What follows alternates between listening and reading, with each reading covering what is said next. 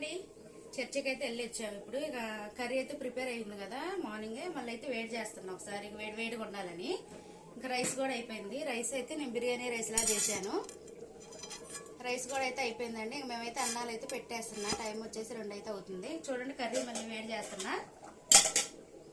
Rice కూడా అయింది చూడండి. బిర్యానీ లాగా చేసిన డోరేలకి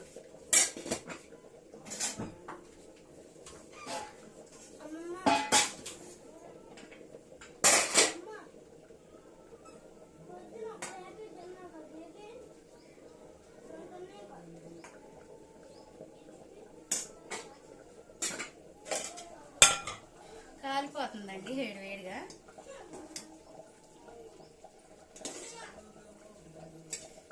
వేడి వేడిగా ఉన్నాయి.